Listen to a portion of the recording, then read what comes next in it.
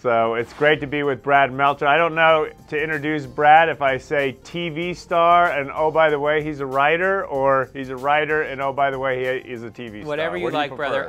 You could do the latter. The publisher will be happy with the latter, but whatever you like. Before we get into this going to be New York Times best-selling book yet again, let's go to the nonfiction books you just wrote, The Heroes for My Son and Daughter. Why was that so important? Why do you think it had such universal appeal? You know what? Those were books I wrote just for my kids. I wanted my kids to have real heroes. You know, I look around at reality show stars and sports figures, and I tell my kids all the time, those aren't heroes. But I'm not doing my job if I don't also give them some heroes. So I gave them a book of heroes, from Rosa Parks to Mr. Rogers to Jim Henson to Martin Luther King Jr., George Washington, and Abraham Lincoln. And I said, here are hero stories for you. Here are real heroes for my son. Here are real heroes for my daughter. And you know what? I'm just not alone in that. I think people feel exactly the same way. And that's why they share it with their families and their kids. And they get to put their own hero in the back of the book and say, here's a military member of your family. Here's the story of your grandfather. And they get to pass down not just these great stories, but an heirloom for their kids. And I love that people are sharing that around the country. And one thing I really appreciated is, I think the son's book was first, but you followed up with the daughter's book and found so many great women for them to look up to. Yeah, you know, I always say our kids are going to choose heroes. You might as well have some say in it. And my daughter, that book, in fact, last week we just recorded the audio version of it, and I had my daughter do it on the book with me, where she's reading some of it and I'm reading some of it. And I will tell you, it was one of the most magic moments of my entire career to have my daughter in that little sound booth. And here we are talking about the amazing parts of Amelia Earhart, that she wasn't a natural pilot. She just worked harder than anyone else. And that my daughter gets that message. I tell her all the time, don't be the princess waiting for the prince to come rescue you. You can rescue yourself. And here I was giving her 60 heroes that are exact proof of that. Well, now I said TV star. We see you on the History Channel. Now you've had the nonfiction books most recently. Now we're back into where I grew up reading. Well, not grew up, when you had hair. No, thanks for making me feel old. I really appreciate that. But I am curious, how did a Michigan man, I think you grew up in Michigan. You're Blue, went to college right? in Michigan. Yeah, went to college in Michigan.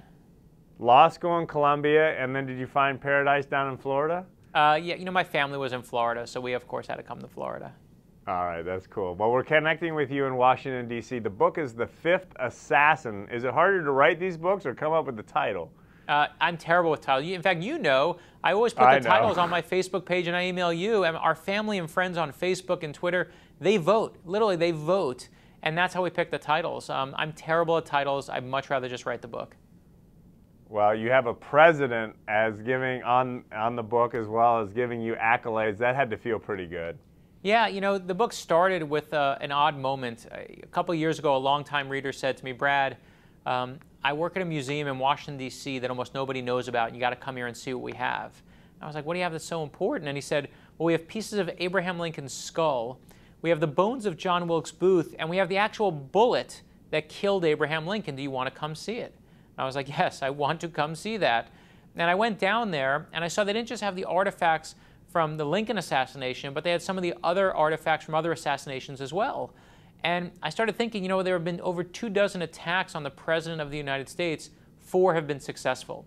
So what if for my next thriller, for the mystery of it, you had a serial killer who was slowly, meticulously recreating the crimes of all the assassins from John Wilkes Booth to Lee Harvey Oswald? What if they weren't 4 lone wolves, but they were all working together for centuries for the same secret cause? And that's where the book came. He wants to be the 5th assassin. But as you said, with the research, I got help from a really great source. Former President George H.W. Bush, Sr., the dad, was kind enough to answer questions so I can get those scenes with the president really right. What's the most memorable moment of that interaction with him? You know, he's helped me with 3 books now, so they all are kind of different. I think one of my favorite moments was I found out it was that when you leave the White House, and I did not know this, one of the first things you do when you leave the White House is they ask you to plan your own funeral as a president, because presidential funerals are national events. So, you know, most people leave their job and they get a gold watch. You leave the White House and they say, thanks for your service, now go plan your death. And, you know, again, those details are ones I always put in the book, and you go, gosh, that has to be real. And the Bushes have been very kind of, you know, and the Clintons also, you know, I got to go up in Harlem and tour their office there. It's just amazing to really see how these people live.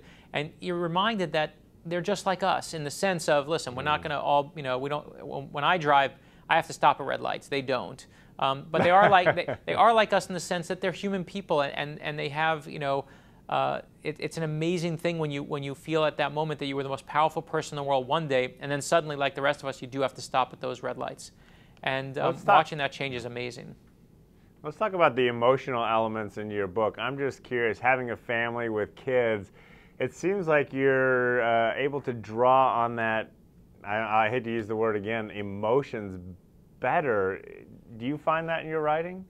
The truth is, I just think as I get older, I just get more honest. I think if you look at my first interviews, any interview I did just said, like, the book is great and I'm the best and everything's great and I'm just happy to be here. And those were all true, but I was just terrified that I was going to lose it. I was terrified to, I was a 27-year-old kid.